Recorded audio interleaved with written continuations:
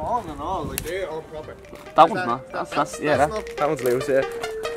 Definitely not that. I got some beer all of them, haven't you, Dusty? Just throw that in at the end when he's talking about Drimnagh. Hi guys, welcome back to the Sold Out podcast. It's Jamie here today. Shane has left us, and we're joined today by FYNCH. Some of you might know him. He's an up-and-coming Dublin rapper, also petrol station employee. Oh yeah. General assistant, I think, is the term that I have to put on LinkedIn in case you're looking for me. Very nice. I don't think you'll be searching for much hip hop on LinkedIn. If you are, you can find me as Sean Meehan. I don't think anything to do with my music is on it though.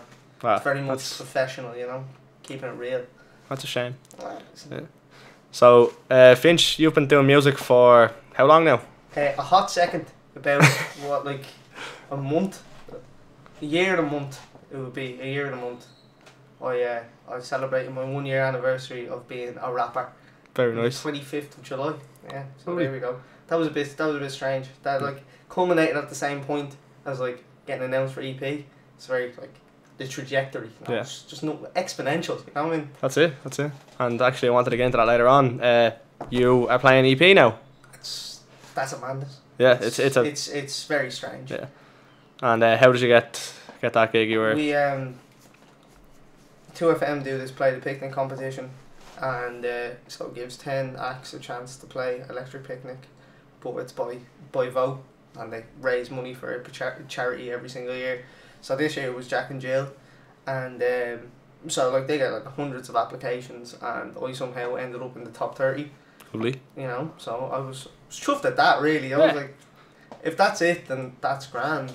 And then it basically just goes to sort of popular vote, or how many people do you know are very altruistic towards either you and the Jack and Jill Foundation. And have 2 year old credit. I seem to have quite a few bodies supporting me, so that's it. I donated myself. Oh, thank you. The vote. Thank you very much. I wanted to space my votes out, so like I flurried them in like the last day but I kind of was like, if I don't get it, you know, it's all about other people now. It's out of my hands. Yeah. So I voted like 4 times. Did a little flurry at the end.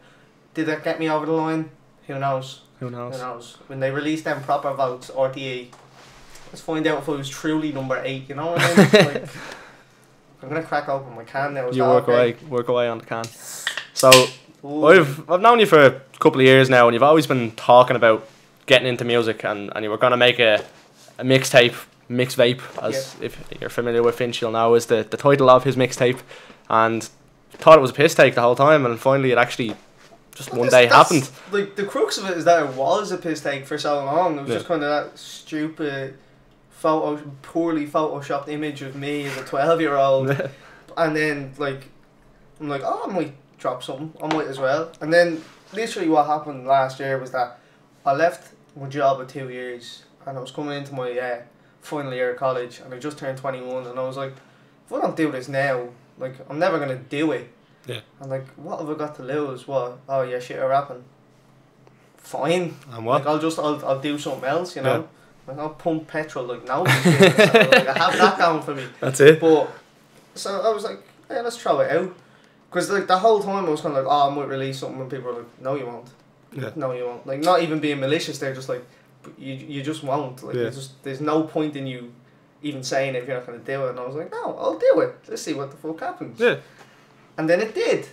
And now you're playing Electric Picnic, yeah, so it's obviously life's a simulation. You know, that's all I'm saying. I don't know what kind of alternate reality me playing at the biggest festival in the country is like, but you know, we're here now, so we just gotta live it. Yeah. It's very strange though. I still can't wrap my head around the kind of your head around. Yeah, really cool. Yeah. But it's kind of like starting out. I was like, oh, if I just like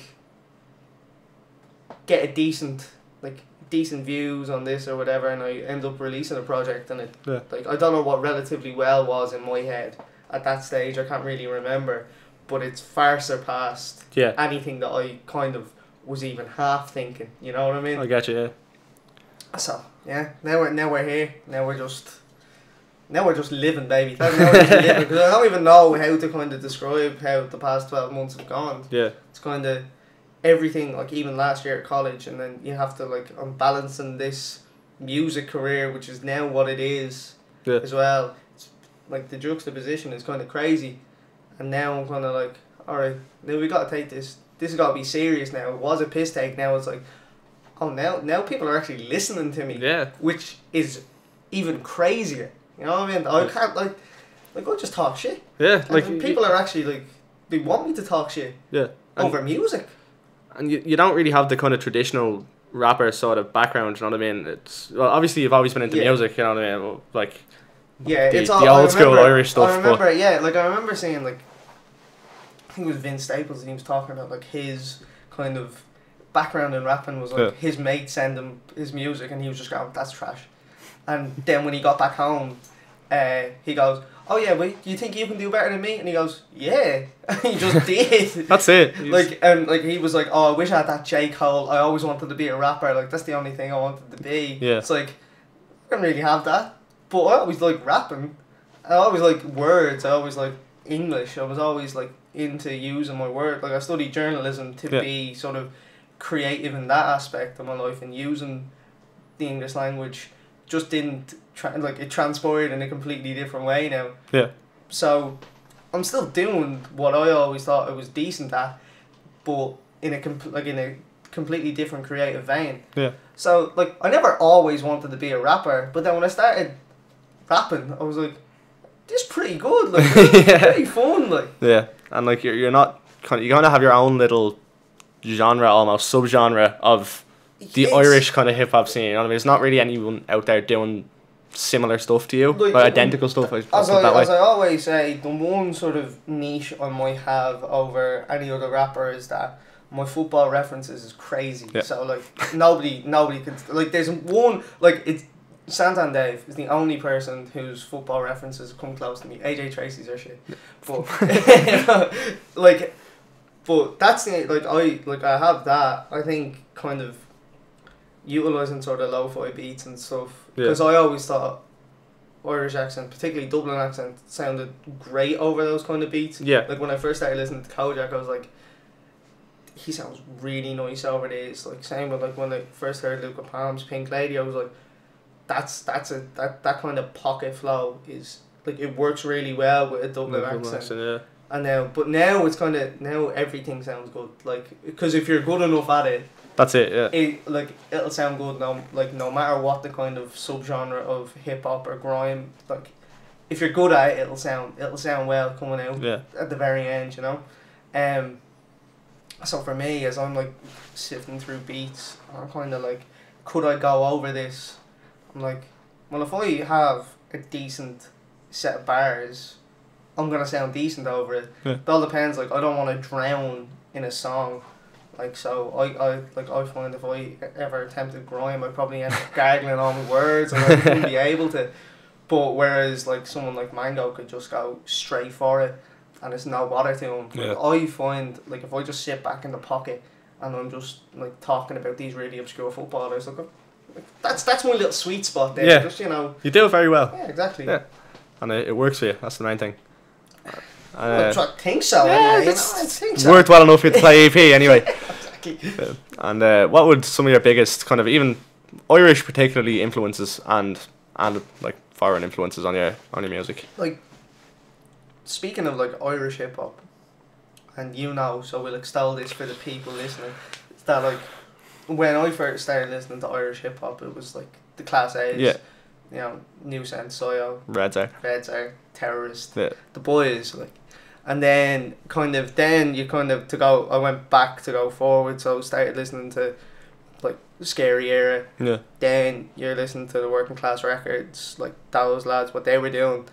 Like, so then I kind of just immersed myself into it and tried to know and listen to as much Irish hip hop as possible. Like, so like listen to like Colley's first album, which is great. Like just in terms of the lyricism, it's just unbelievable. Like, alongside like trying to listen to as much classic American hip hop. Yeah.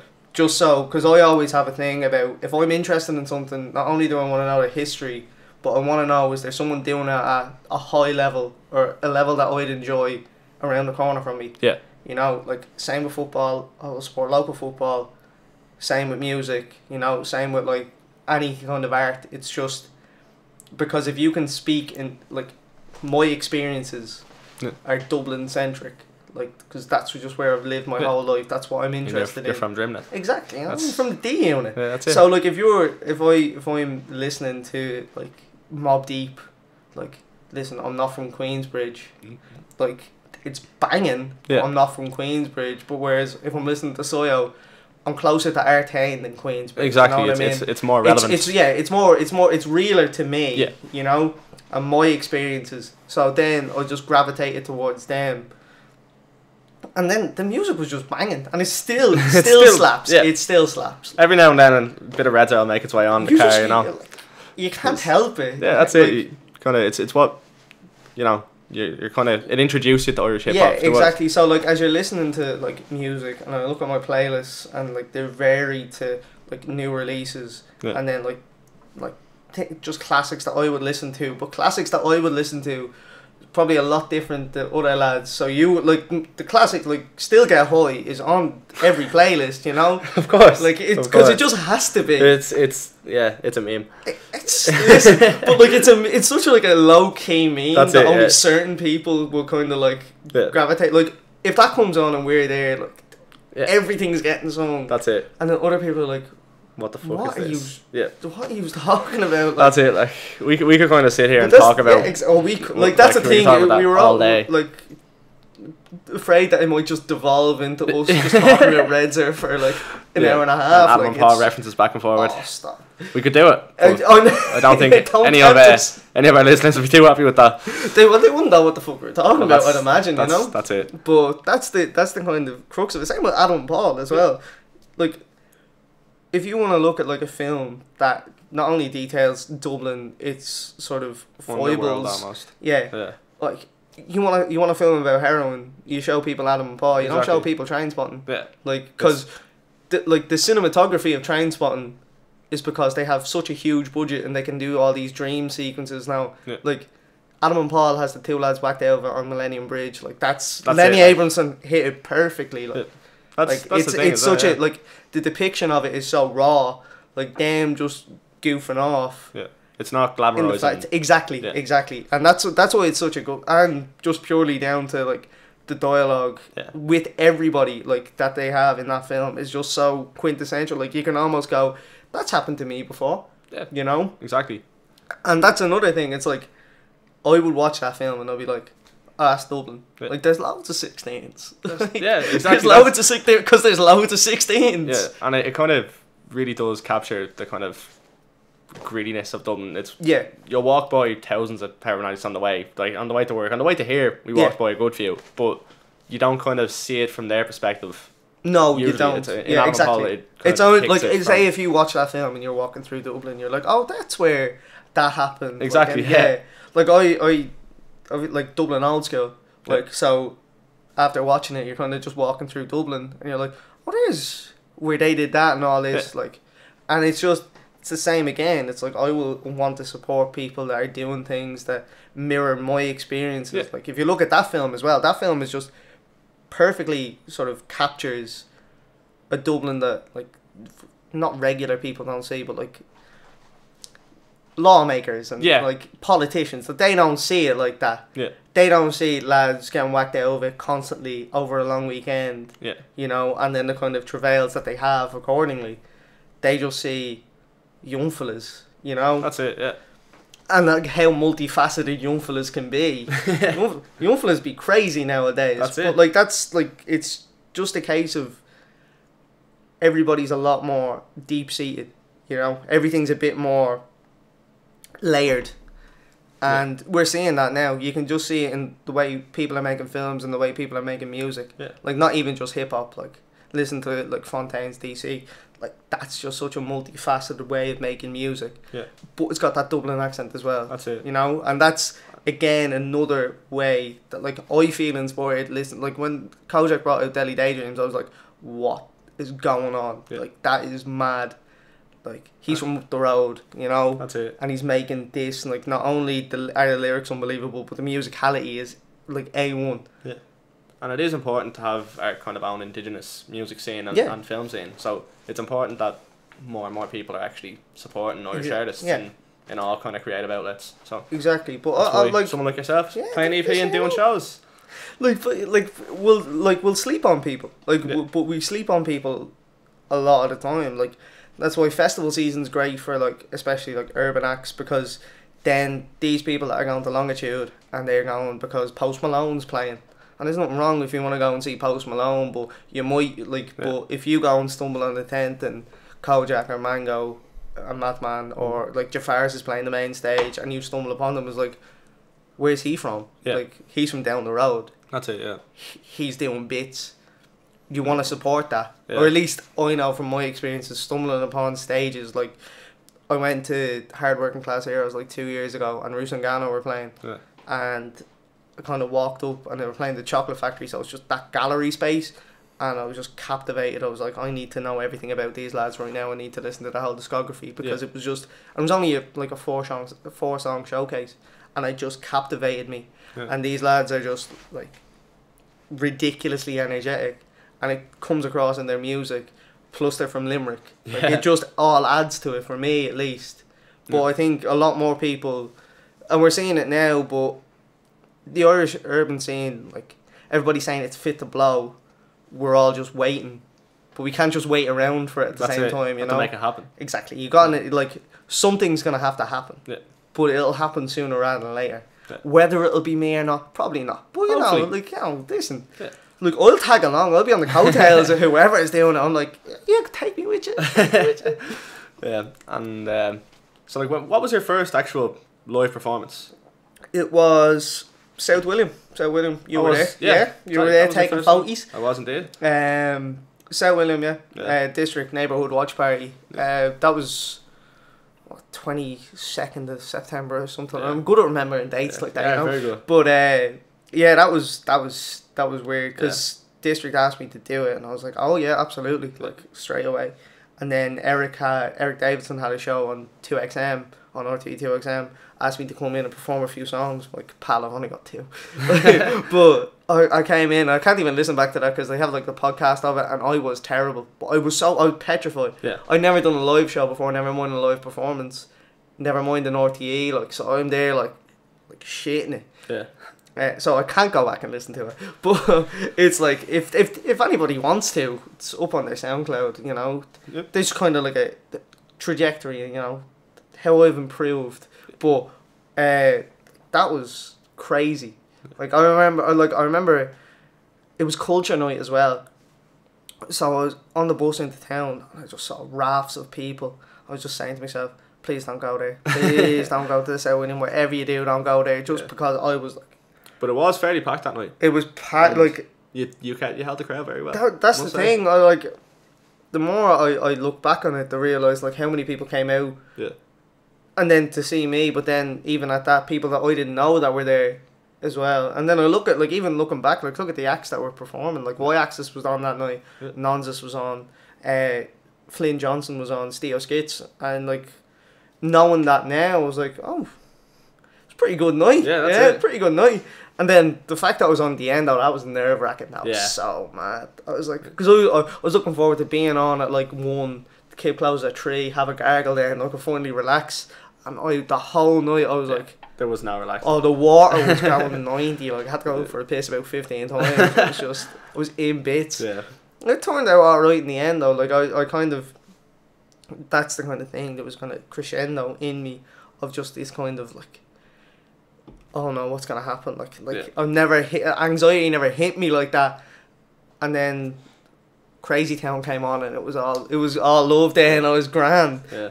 But I would say, definitely, I can tell by speaking to you now, your confidence has improved so much since your first live show.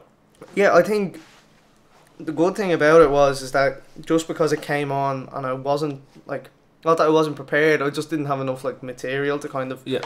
So I ended up, like, it was like a 25-minute set, and from what I recall, maybe 3 or 4 of the songs were probably on MIXVAPE in the end. Like, the 2 that I had released, and then, like, maybe 1 or 2 that were kind of mashed together. And then the next, I ended up having more songs for, like, I played Hanger next, in front of, like, 6 people. That was great. Because it was like 6 in the evening, and it's for District's third issue launch. And it was like, and I was on at 6 o'clock. Yeah. And it was great because they didn't tell anybody that I was on, including my girlfriend and 3 of my mates. Nice. So they were all outside having a smoke, and then they come in, and I had to play DJ, put that in inverted commas, because I was pressing play on it very loosely for Middle Grim, and they saw me and they were like, "Oh, he must be on next." And then as soon as he was over, I just walked off, and they were like, "What happened?" I was like, "Yeah, you missed me. You missed me. I was on for 20 minutes, so you missed me." And they were like, "Sorry, bro. Sorry. That's what happens." Yeah. And they haven't missed me since, though. So yeah. You're saying you have another show coming up next week. I do. I'm playing Sugar Club for Choice Cuts. Are bringing over Slum Village, so that's mad. Yeah. And is it ticketed or is it? It's ticketed. You can get it on the event, I would presume. Choice Cuts will have it down. You probably get tickets on the night at the door. I'm not sure what time I'm on at or anything like that, because I'm not told until like the day before. But 8 o'clock doors, kick off potentially 9, party non-stop. Lovely. On a lovely one. That's Friday evening. That's it. Pope. This is the Pope's weekend next weekend. You know what I mean? It's not this weekend. Next weekend, isn't it? I was told next weekend. Oh, it is next weekend. Next weekend. Check the date there. Yeah, it's next weekend. Yeah. You should know you're pious. You know, and you've got to do it for the Pope. That's it. Do this for the Pope. Pope culture. That's Pope Culture Volume 1. That's it. That's the title of the second mixtape. Who knows? Yeah, nice little EP, Pope Culture. Yeah, that's it. Get it going. Vatican Streets, all that jazz. Yeah. But it's actually just a deep-seated reprisal of clerical abuse in Ireland, because we're not about this party rock anymore. We're talking deep stuff now. Yeah. Phase 2 is going to be deep, really deep. And we're calling it Phase 2 as well, for some strange reason. We're just going back and forth between me and Seabaz, one of my producers, and we're just saying Phase 2 the whole time, Phase 2. Like, we actually mean, like, it's going to be some, like, business strategy. Fair. When it really is him just sending me beats and me going, let me just lace this with some madness. And it's not really a madness, it's just me showing on, and I'm like, no, Sean, you can't show it on anymore. You gotta think about something, you gotta think themes. And then it's just me talking about footballers again. So I got to get out of that rut of talking about just nonsense and footballers. Well, if it works for you. Yeah. Now people are actually listening to me for some strange reason. So I think I have to say something. Yeah. Yeah, convey some form of message. Exactly. Yeah. Exactly. Now, if that message is obscure footballers, then it might just have to be, That's it. But if I could try and get something a bit more out, eke something else out. Is there anything coming soon? I was trying to get a single out before EP. I don't think it's going to happen. Just because, the petrol station, the waits for no man, really. And then I want to make sure, I don't want to half-arse it and just have, like, audio only, like, nothing really going down. Yeah. I want to kind of make sure the video's out, make sure it's on Spotify, all that jazz. Like, because, like, obviously, when I was releasing tunes for MIXVAPE, I realised that a lot of the songs, or at least most of them, kind of not even sample heavy, they just kind of had stupid samples, stupid samples that I love and wanted to keep in there, like No Money Down, just having the Simpsons at the very beginning. That's the whole point of the song, but like, I don't want to throw it on Spotify for just in case anything happens. But from now on in, it's got to be like professionalized. Spotify, iTunes, Apple Music, all the other ones Bits. That I know, like all streaming platforms, all streaming. As that I shouldn't really say all the brands. I should just be like all streaming platforms. Yeah. Wherever you get your music, you can get me.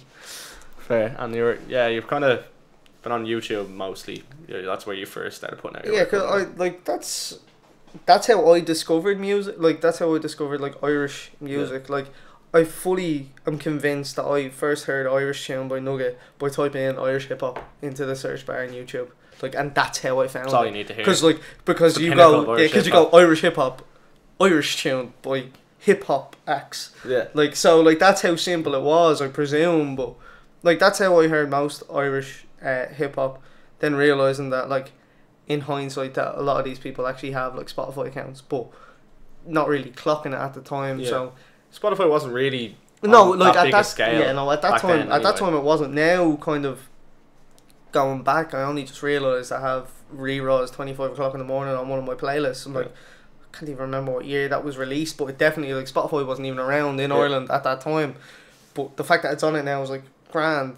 Like, but no, maybe eventually MIXVAPE could be on it, but we have to tweak it, you know, and all that jazz. That's maybe a 10-year anniversary job, you know, like exactly, like a celebration, you know. Yeah. 10 years in the mix.